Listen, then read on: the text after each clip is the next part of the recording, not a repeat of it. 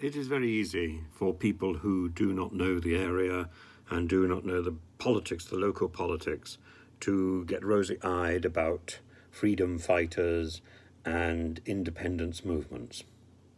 So from that point of view, there was a huge amount of support for the IRA from America for many years, which probably protracted and certainly exacerbated the troubles in Northern Ireland.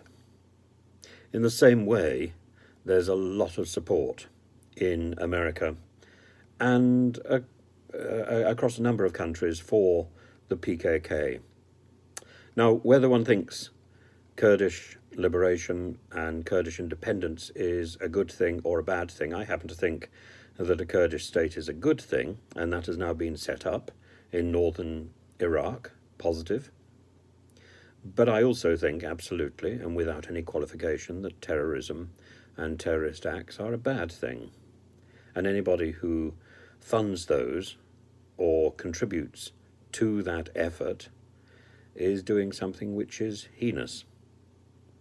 If you go back over the history, since 2015, PKK attacks have killed 1,385 nearly 2,000 people since the late 1990s.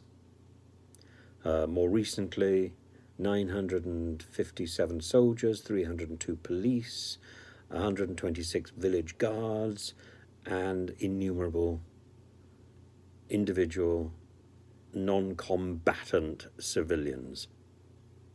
So this is a paramilitary exercise in terrorism, and they're using IEDs, improvised explosive devices, and they're attacking state forces and civilians, and the number of casualties grows with each attack. People have been killed by snipers, people have been killed by improvised bombs on cars, on offices, in shops, synagogues. It is abhorrent, utterly abhorrent. We've seen it all before.